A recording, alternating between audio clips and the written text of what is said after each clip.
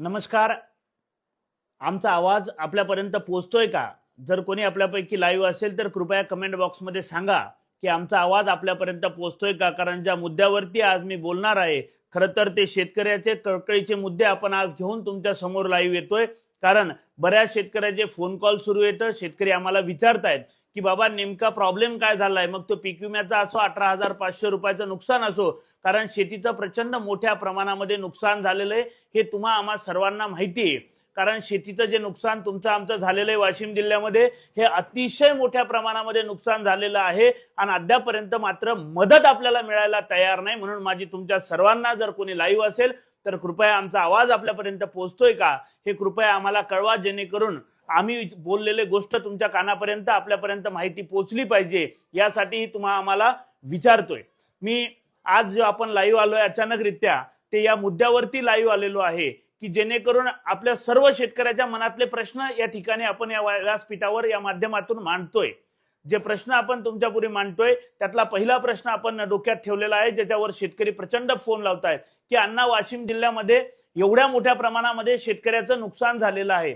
मग एवढ्या मोठ्या प्रमाणात नुकसान झालेलं असताना सुद्धा मदत मात्र शेतकऱ्याच्या खात्यामध्ये पडायला तयार नाहीये. आणि ती मदत का पडत नाहीये हाही प्रश्न शेतकऱ्याच्या मनामध्ये आहे. दुसरी गोष्ट, काल परवापासून पीक विमा पडायला सुरुवात झाली.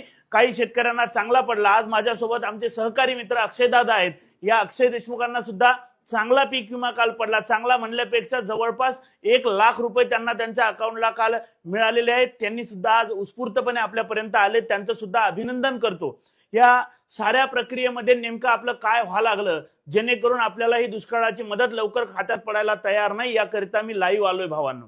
आज ज्या धर्तीवरती, ज्या गोष्टीवरती लाईव्ह आलोय, खरं तर जिल्ह्याचे पालकमंत्री आणि राज्याचे कृषी मंत्री आदरणीय दत्ता मामा भरणे यांनी पालकमंत्री पद असताना आपले पूर्ण पाहणी करून गेलेले आहेत. आणि यांनी सांगितलं होतं वाशिम जिल्ह्यामध्ये 40 वर्षानंतर पहिल्यांदा एवढा प्रचंड मोठ्या प्रमाणामध्ये पाऊस पडलेला आहे. आता हा जो पाऊस इतका मोठ्या प्रमाणामध्ये पडला, त्याचं नुकसान झालं. काही काही शेतकऱ्यांचं शेत राहिलं नाही. इतकी वाईट परिस्थिती शेतकऱ्याची अद्यापर्यंत झालेली आहे आपल्या जिल्ह्यामध्ये. आणि या शेतकऱ्याला हे पैसे मिळाले पाहिजे म्हणून आपण खऱ्या अर्थाने प्रयत्न करतोय. आपल्या शेतकऱ्याला काही काही शेतकरी फोन करताय की अण्णा, आम्हाला 8,500 रुपयाची मदत मिळाली, त्यात सुद्धा आम्हाला काटून रक्कम मिळाली. म्हणजे कोणाला 6,500 आले, कोणाला 7,500 आले, तर कोणाला 8,500 रुपये आले. पण जवळपास शेतकऱ्याची रक्कम त्याच्यामध्ये काटण्यात आलेली आहे. त्यामध्ये तुमची तुरीचं क्षेत्र काटलेलं आहे. समजा 2.5 एकराचे 8,500 रुपये त्यांनी टाकले, तर तुरीचं क्षेत्र त्याच्यामध्ये मायनस केलं. पोट खराब मायनस केलंय. मला तुम्हाला विचारायचंय, अरे आम्ही पोट खराब मध्ये सुद्धा सोयाबीन पेरलंय, आम्ही पोट खराब मध्ये खत सुद्धा टाकलंय, पोट खराब मध्ये मशागत सुद्धा केली, मग तुम्ही आमचे पैसे काटता कसे? आणि एकतर तुरीचं पीक हे रब्बीच आहे आणि ते आत्ताच शेतकऱ्याच्या शेतामध्ये तुरी राहिल्या नाही. शेतकऱ्यांना ती तूर उपटायचं काम पडलंय. ही अवस्था बऱ्याचशा शेतकऱ्याची झालेली असताना तुम्ही आमची मदत कापता कशी शेतकऱ्याची, हा सुद्धा प्रश्न आमच्या शेतकरी भावाच्या मनामध्ये तयार झालेला आहे. आणि हा जो प्रश्न शेतकऱ्याच्या मनामध्ये, याला वाचा फोडण्यासाठी खरं तर आपण या प्रश्नावर आज बोलणार आहोत. आणि या प्रश्नावर बोलणं गरजेचं का वाटतं? कारण 18,500 रुपयांना मदत हे काही आम्ही जाहीर केली नाही किंवा शेतकऱ्यांनी मागितली नाही. सरकारनं 18,500 रुपयांना मदत जाहीर केली होती आणि ती 3 हेक्टर पर्यंतची मदत आहे भावांनो. म्हणजे 18,500 गुणिले 3 जर केलं तर 55,500 रुपये एवढी मदत 3 हेक्टरची शेतकऱ्याच्या खात्यात खरं तर यायला पाहिजे होती. परंतु तसं झालं नाही. आता दिवाळी उरकून गेली आणि तरी सुद्धा शेतकऱ्याच्या खात्यात पैसे यायला तयार नाहीयेत. आज खरं तर एका टीव्हीवर बातमी बघितली, एका शेतकऱ्यानं थेट तहसीलदारांची गाडीच खोऱ्यांनी फोडून टाकली, फावड्यानं फोडली. ही वेळ गावागावातल्या शेतकऱ्यावर येऊ देऊ नका, वाशिम जिल्ह्यातल्या शेतकऱ्यावर येऊ देऊ नका. ही सुद्धा विनंती आम्ही करायला आलोय की आमच्या शेतकऱ्याचे पैसे आम्हाला ताबडतोब द्या. कारण 18,500 रुपयानं तुम्ही आम्हाला मदत जाहीर केली. काही लोकांना 8.5 टाकले, काही लोकांना आलेच नाही, काही शेतकऱ्यांना 6,500 रुपये आले. अरे हा कुठला न्याय आहे? हा न्याय कसला आहे? म्हणजे तुम्हाला आमचे पैसे बुडवायचेत का वरचे? मग हे क्लिअर सांगा ना की आम्ही वरचे पैसा 1ही रुपया तुम्हाला देणार नाही. हे एकदा शेतकऱ्याला क्लिअर पत्रकार परिषद घेऊन सांगा. बोंबाटा करताय तुम्ही 18,500 रुपयाचा, बोंबाटा करताय. पेरणीला आम्ही 10,000 रुपये तुम्हाला देणार आहोत. मग पेरणीला तुम्ही आम्हाला 10,000 रुपये देणार होते. आता मला तुम्हाला विचारायचंय की रब्बीची पेरणी सर्वत्र सुरू झालेली. आज शेतकऱ्याला बियाणं आणायला घरची सोयाबीन विकायचं काम पडतं. खताचं पोतं आणायला सोयाबीन विकायचं काम पडालं आणि या वाशिम जिल्ह्याचं सोयाबीनचं ॲव्हरेज 3-4 पोत्याच्या वर कुठेही नाहीये. ही परिस्थिती या जिल्ह्यातल्या शेतकऱ्याची झालेली आहे. सोयाबीनचा भाव 3,500पासून चालू आहे तर 4,000पर्यंत म्हणजे त्याच्यात सुद्धा आम्ही घाट्यात हो. पण ती सोयाबीन सुद्धा आता विकायचा टाइम आलेला आहे आमच्यावरती, कारण रब्बीची पेरणी आम्हाला करणं गरजेचं आहे. मग रब्बीचे 10,000 रुपये तुम्ही देणार होता, त्याच्या पैशाचं काय झालंय? नुसते आकडे आमच्या शेतकऱ्यापुढे या लागले, एवढे 1,000 कोटीचं पॅकेज, एवढे 1,000 कोटी मिळणार आहेत, पण त्या आकड्यातला एकही रुपया आमच्या बापाच्या खात्यात पडायला तयार नाही, शेतकऱ्याच्या खात्यात पडायला तयार नाही. खरं तर हे दुःख मनामध्ये म्हणून तुमच्या पुढे आलोय भावांनो. आणि मला शेतकऱ्याच्या पोरांना सुद्धा विनंती करायची, गावागावातल्या घराघरातल्या शेतकऱ्याच्या पोराला विनंती करायची, आता तुम्ही सुद्धा बसल्यानं जमणार नाही, तुम्हाला सुद्धा व्यक्त व्हावं लागल, मागावं लागल. तुम्ही आम्ही मागत नाही म्हणून सरकारचं कोणीतरी येतंय, भबाट्या मारून जातंय आणि तुम्हा आम्हाला म्हणतंय की पैसे मिळून जातील, एवढ्या 1,000 कोटीचं पॅकेज आहे, एवढे पैसे येतील. काही नाहीये, हे आपल्याला फक्त टाइम काढून न्यायचं काम करत आहेत आणि हे पैसे आपल्याला मिळवायचेच आहेत. या निर्धारानं तुम्हाला आणि मला कामाला लागायचंय. आणि तुम्हाला मला कामाला लागायचंय म्हणजे काय, तर आपल्याला सुद्धा याच्यावर बोलावं लागल. जर आपण बोललो नाही, तुम्ही आम्ही मांडलं नाही, तर तुमच्या आमचे पैसे मात्र सरकार बुडवल्या बगर राहणार नाही. मी स्पष्ट आणि क्लिअर शब्दात तुम्हाला सांगायला खरं तर तुमच्या पुढे लाईव्ह आलो. 18,500 रुपयानं 55,500 रुपये प्रत्येक शेतकऱ्याचे, ज्या ज्या शेतकऱ्यापर्यंत 3 हेक्टर शेती आहे त्यांना द्या. ज्याच्याकडे 1 हेक्टर शेती आहे त्याला 18,500 रुपये द्या. ज्या शेतकऱ्याकडे 2 हेक्टर शेती आहे त्याला 18 2 36 37,000 रुपये देऊ. त्याचे त्याला 500 रुपये 37,000 रुपये त्या शेतकऱ्याचे देऊन टाका. हे पैसे शेतकऱ्याचे आहेत, हे घामाचे पैसे आहेत. एकतर सोयाबीन कमी झालं, तिला रेट नाही, आणि आता रब्बीचं पेरायसाठी ती विकायचा टाइम आलेला आहे. कारण तुम्ही 10,000 कबूल केले, त्यातला एकही रुपया शेतकऱ्याच्या खात्यावर आला नाही. मग पैसे गेले कुठे कबूल केलेले, हा प्रश्न आमच्या बापाच्या मनात आहे. आणि तो उद्रेक आज रस्त्यावर पाहायला भेटला. त्या शेतकऱ्याच्या पोराला सुद्धा सलाम करतो मी की त्यांना आज फावड्यानं का होईना पण तहसीलदाराची गाडी ठोकली. उद्या वेळ प्रसंग पडला तर गावागावातले शेतकरी उठून या काम करतील, हे मात्र नक्की. आज आम्ही सुद्धा रस्त्यावर, उद्या आदरणीय राजू शेट्टी साहेब, बच्चू भाऊ कडू हे सर्वजण आंदोलन करणार आहेत नागपूरला. त्यांचं सुद्धा तयारीनं जंगी चालू आहे कार्यक्रम आणि ते सुद्धा ताकदीनं भिडलेले आहेत.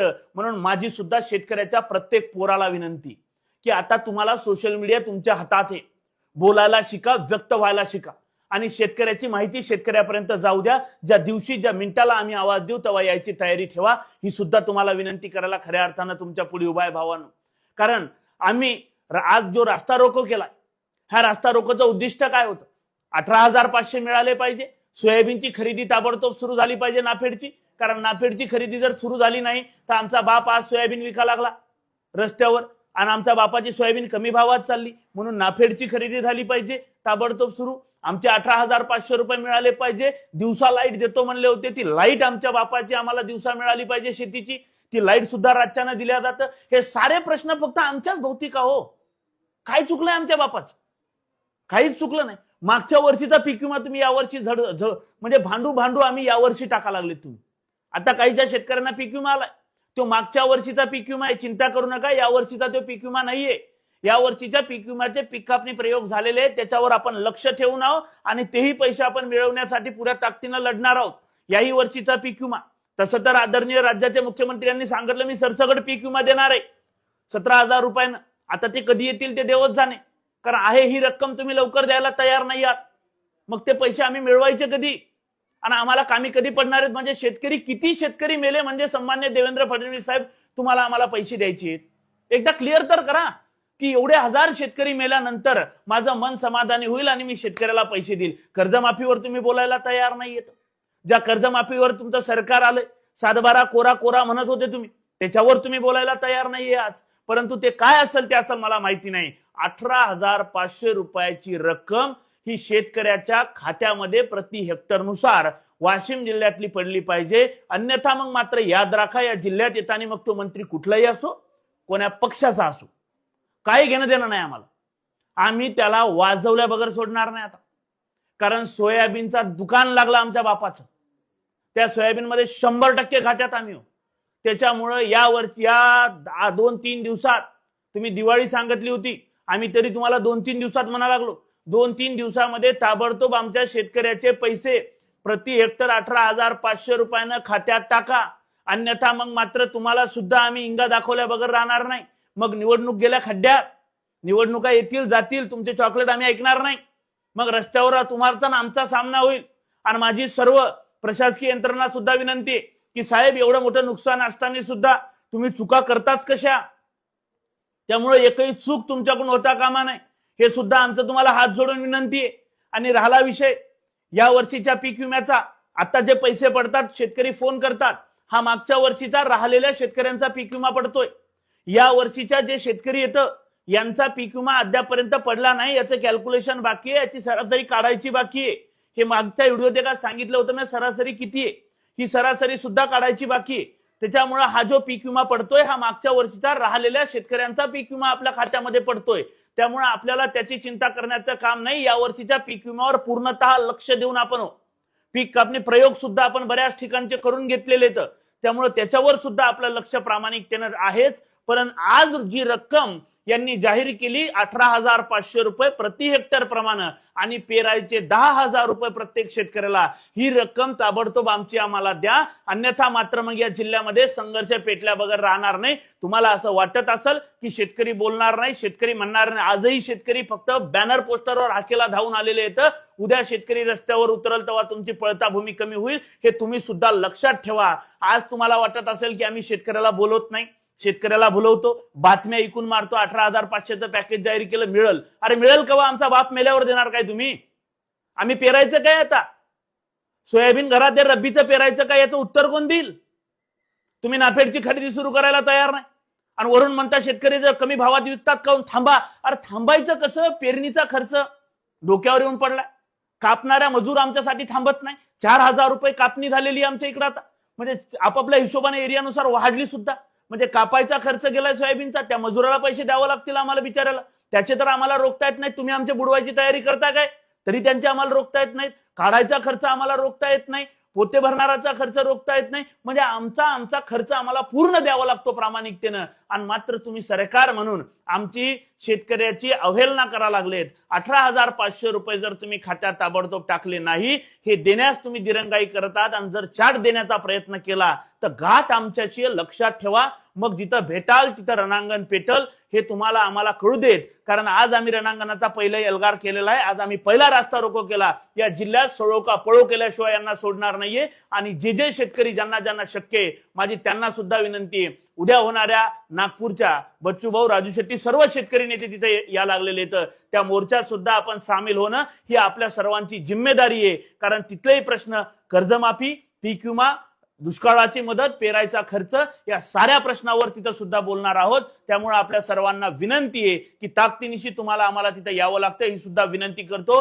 जिल्ह्यातल्या शेतकऱ्याला पुन्हा हात जोडून नम्रपणे विनंती करतो की शेतकरी मायबाप, शेतकऱ्याच्या पोराच्या पाठीमागे आता ताकदीनं उभे राहा. गावात आंदोलन पेटू देत आणि सरकारला कळू देत की आमचे पैसे तुम्ही बुडवू शकत नाही, आमचे पैसे तुम्हाला आम्हाला द्यावंच लागतील. ही सुद्धा त्यांना सुद्धा विनंती आहे, तुम्हाला सुद्धा विनंती आहे. जर दिले नाही तर मंत्री हो, मंत्र्याचा बाप यो, मुख्यमंत्री हो, रस्त्यावर मारायची तयारी तुम्ही आम्ही ठेवा. आम्हाला आवाज द्या, आम्ही तुमच्या सोबत हो. आतापर्यंत बऱ्याचशा केसेस झाल्या, आता शेतकऱ्याचे पैसे वसूल करायसाठी पुन्हा केसेस झाल्या तरी हरकत नाही, हे सुद्धा सांगतो.